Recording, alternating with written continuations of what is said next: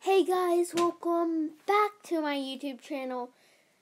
Even though I read chapter 1 already to you guys, I'm going to read chapter 2. And guys, I hope you're going to enjoy chapter 2. But Toby's story, he looks like a mutt or I forgot what they're called, but I hope you're enjoying this book. And guys, don't forget to subscribe, like, and comment all down below. And subscribe to my cousins, Jenna, Trong, and JT Productions. That's his channel, but his real name is Josh. And I hope you have a good day. Let's start on chapter 2. Chapter 2. The next morning, I hurried over to examine that gap in the fence, ready to get out and run in the grass, and maybe visit the chickens again, or ignore that cat. But to my surprise, no matter how hard I pushed my nose against the wire, he would not budge. The gap was gone, and Walt's scent was painted all over the place. I had to be content with chasing Titus and Tabitha around our pen. That was fun, but not as much fun as running outside where there was more room and more to smell. When would I get outside again? About that time, our mother began to grow restless.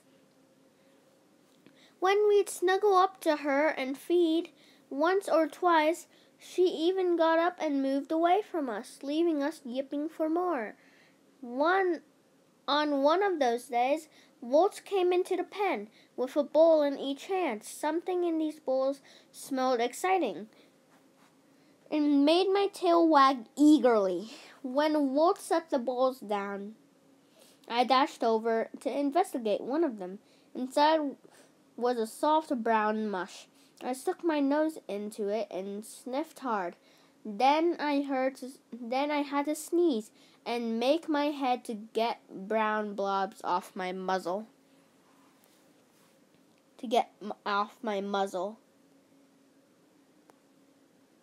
Where am I?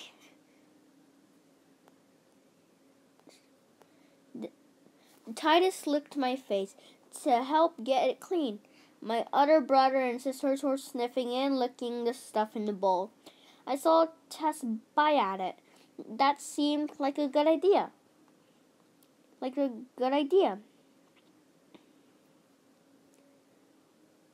A bowl and a good idea. Oh my God. So I shook Titus off, stuck my nose back into the bowl, and took a bite. It was awesome.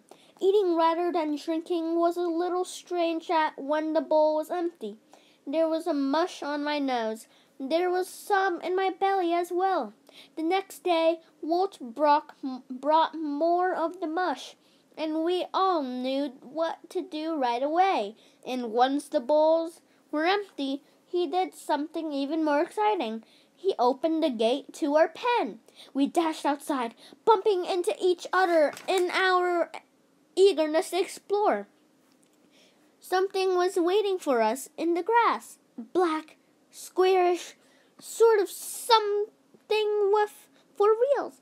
It was not much bigger than we were, but it was definitely not a puppy. Later, I learned that is a kind of thing was called a car. Some cars are much bigger than others, just like some dogs are tiny and some are huge. Like some are tiny and some are huge. This one of the small ones. This one of the small ones. I approached it and sniffed it tore roughly. It had a very strange smell, one I didn't recognize. It was not dirt or grass or water or fur or anything that I had met before. ready to chase the car. Walt called. I glanced at him. He was standing holding a little shiny black box with both hands. What did he want us to do? I would eat again if that was what he was saying. Then to my astonishment, the car moved. I was shocked. I was pretty sure it was not alive. It had no animal smell to it at all. So how could it move like that? It lunged forward, then stopped. It did the same thing again. Then it seemed to decide what it wanted, and it zoomed ahead, bumping over the grass. I barked at it. So did my litter mates. Then suddenly, this thing, whatever it was running away. I had to chase it. That's what you do to things that run, you chase them. All my brothers and sisters had the same idea, barking and yipping. We raced over to the grass after the car. Walt stood nearby. He seemed to be interested in the car too, because he kept pointing the black box at it. But Walt didn't chase the car for some reason. That was at first hint that people don't always understand how to have fun. They need dogs to show them. I hope that cat was watching so she would know what to do next time. The little car might not have been alive, but it was still very clever. It zipped and zoomed this way and that, turning sharply left or right. Just when one dog or another was about to catch it, even our mother came out of the pen and joined in the chase. How perfect, now amazing. There was wind in my face, bringing that remarkable smell to me. And all my family was here. And we were chasing something that was running. There was only one problem. My feet had started to itch and itch and itch. I had to stop running to shake them. Then I dashed forward for a few steps. The cool grass felt good against my pads. But then the itching started up again, worse than ever. I had to sit down and nibble at my front feet. Then I had to flop down on my side so that I could get my foot in my mouth and chew on it. The chewing helped the itching, but as soon as I stopped, it started up again. I saw the cars had stopped moving. Tamara and Timothy barked at it, while Tess climbed on it and fell off. I would have liked to join them, but I was busy at the moment. Walt came over to sit down next to me. "Something wrong with your feet, little guy?" he asked me. "Did you get something stuck to them?" He picked up and held me upside down so that he could look at my feet. I didn't like being held this way, but I did like Walt, so I didn't try to wiggle free. He said, "I don't see anything," and he put me back down in the grass. The car had clearly not finished playing because it started moving jerkily forward again. I went back to chasing it. It was not as much fun as before because I had keep stopping to gnaw at my feet, trying to get the itch to go away. That night, I lay with my mother and brothers and sisters, all warm and comfortable together. But I couldn't sleep, not for long. My feet itched so much that they burned and kept squirming and waking up and even whimpering a little. Guys, do you think Toby got fleas? That would be bad. I couldn't understand how my brothers and sisters slept so loudly. Didn't their feet itch too? Walt would often let us out of the pens after that. Us out of the pen after that. Titus and Timothy and Tess and Tamara and Tabitha were always happy to run over the soft grass and bark at the chickens, and sometimes try to teach the car who was boss. It never learned. I wanted to run with them. I wanted to be the one to teach that car its manners, or bite a falling leaf or chase down a butterfly. But I didn't always feel like it. My feet never stopped itching. Sometimes I could ignore it, but other times I couldn't, and I would have to lie down and chew on them to try to make things better. One day, when I was lying in her pen nibbling at one of my front paws, some new people arrived. A man and a boy got out of a big car. Not one of the kind that are good to chase, and walked over to us. Walt was with them, and he opened the gate and let my brothers and sisters out onto the yard. The car was there, waiting for them, and it zoomed ahead while they barked with excitement and tore after it, tails waving. I did not feel like chasing the car. I had not gotten much sleep that night before, since I had keep waking up to chew on my feet. I was too tired to chase. I almost felt too tired to be happy. My mother came over and nudged me with her nose. I could smell and feel her concern. I licked her cheek, but it did not make my feet feel any better. "What's wrong with that one?" I heard the boy say. "I don't know," Walt said, and he sounded puzzled. "He's not sick, as far as I can tell. He just doesn't seem all that lively." The man and the boy watched all my brothers and sisters chase the car. Tabitha stopped chasing and ran over to the boy to seize one of his shoelaces and wrestle with it fiercely. The boy sat down on the grass laughing, and Tabitha jumped up to lick his face. "This one," the boy said to his father.